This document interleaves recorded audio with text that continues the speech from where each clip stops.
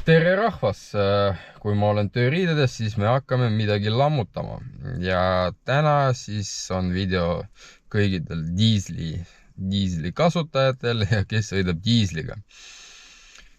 Praegu on suht külmad ilmad ja selleks, et teie diiselauto käivituks, on vaja põhimõtteliselt 3 asja. Aku peab olema hea ja võimas selleks, et diiselautot käima panna, sest diiselauto käivitamisel võib minna hetkeks kuni, ma ei tea, isegi üle 300 amprit. Seega aku peab olema hea ja suur. Siis, mis on veel vaja, vedelikku kütust, vedelikku diisel, et ta ei oleks nagu sült seal või selee. Muidu ta ei hakka põlema ja töötama. Ja muidugi eelsüüteküünlad. Ja selles videos me hakkame mõõtma eelsüüteküünlaid. Mitte mõõtma ja kontrollima. Selleks, et kontrollida eelsüüteküünlad, meil on põhimõtteliselt 2 varianti. Esimene on lihtne, teine on ülelihtne. Esimesena me võtame multimeeter, kellel on. Siis me paneme massi miinuskleemile, kas või kuskile lahtise plekile, selleks, et ta võtaks miinust. Ja plusskleemi me hakkame panema küünlade otsade peale ja vaatame takistust. Ja siis juba vaatame, mis seisus on küünlad. Küünal põhimõtteliselt võtabki massi mootori plokist või ploki kaanest tegelikult. Seal ta võtab massi ja tuleb pluusjuhe. Ja siis, kui sa paned südet, siis voolu jookseb hinna ja teeb seal kambri soojaks. Selleks, et ta saaks plahvatada sees. Voda umbes nii ongi. Ja teine on ilma multimeetrita variant. Te peate võtma mingi lihtsalt juhe, panna plussi külge, pideva plussi külge ja teise otsaga säristada vastu küünlad. Ei ole kõige parem variant, aga no, kui ei ole midagi, siis see ka kannatab. Me teeme multimeetriga ja vaatame, mis seal võib olla. Ja siis selleks, et selle kõik ära teha, meil on vaja kindad, soovis ja multimeetrit. Esimeseks eemaldame mootori kaand ja leiame need süüteküünlad üles. Õnneks sellel autol on suht kerge. Siin me näeme, et esimene küünal, teine küünal, 3. küünal ei ole kõige paremas kohas, 4. küünal ja 5. küünal me näeme, et küünlaotsikud on juba mõrased ja juba meeldivad, natuke juba midagi katki. Ja siis ma võtan neid otsikud maha, panen kindla miinuse, massi ja siis hakkamegi mõõtma. Massi ma võtsin selle roolivõimu pomba torustikus, sest ta on metalli küljes ja massiga koos massi kontrollida saab. Siin on meil kindel pluss. Vaatame, kas on meil massi või ei ole. Näitab voltidest 12,59. Seega on ilus täis laetud takku. Ja nüüdseks me paneme takistuse peale. Ja nüüd paneme küünla vastu. Fikseerime näitu.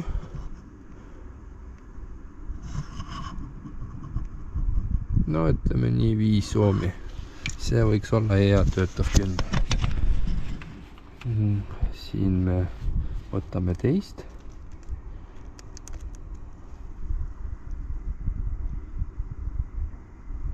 2,5 oomi. Ka suht top küünal peaks olema. Ma arvan, minu minu eeldavus on see, et ta ei oleks väga suure oomiga või ei oleks 0. 0 tähendab see, et ta on katkestuses, ta ei tööta ja väga suur tähendab, et nii, et ta ei tööta väga funktsionaalselt. Põhimõtteliselt meil on ainult ühel küünal natukene kõrgem. No just oligi siin, mis ma valesti teen. Opa. Ütleme nii, et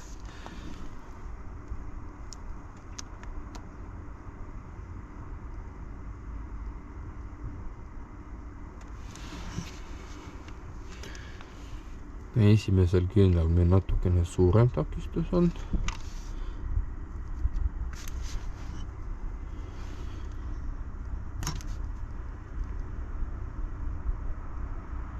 Ei, sama. See võib olla seal, sest et ma valest kohas mõõtsin. Okei, ütleme nii, küünlad on okei. Miks ta nii kehvasti siis käivitub? Veel on võimalus kontrollida vot neid asju, aga peab vaatama voltides selleks, et keegi mängiks süüdega see moment, kus hakkab toimuma käivitus nii-öelda. Aga üksi ka saab teha ja kusjuures me isegi võime proovida seda praegu ära teha. Ja ma näidan, kuidas seda saab ära teha. No nii, seal on meil multikas, selleks, et me roolist nägime näitu. Siin on meil pidev miinus ja siin on meil pluss, mis on viimase 5. silindri juures. Kontakt peaks olema ilus. Seega nüüd lähme. Loodame, et te näete kõik. Loodame, et mina näen midagi. Okei, oleme siis me siin. Ma ei tea, kas te näete seal midagi või ei näe. Mina näen, mulle vedab. Ja hakkame siis lastame eelsüüdet ja vaatame, kas volt tuleb peale või ei tule.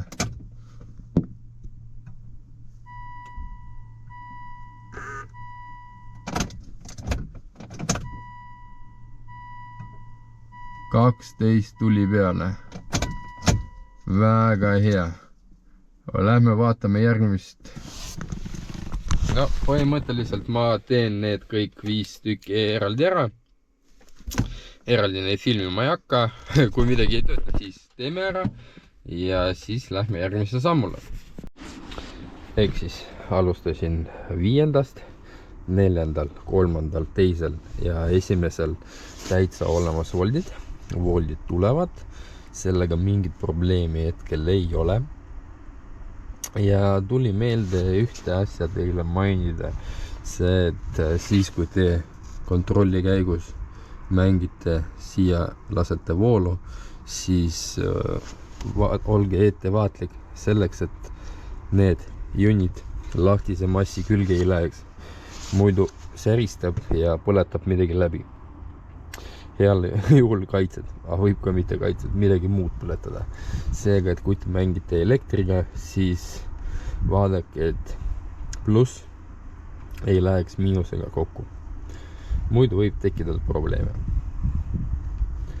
Aga okei, järgmine siis, mis me siin veel saame teha.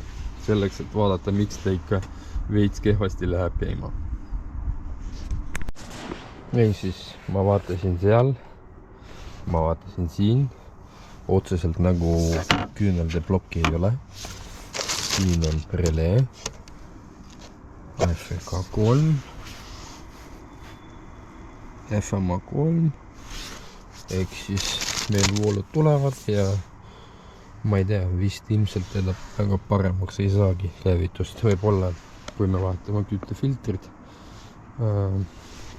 siin on väikse kütteleke avastatud.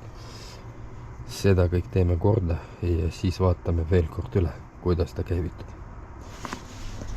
Aga paneme kokku ja siis järgmise asjaga võtame.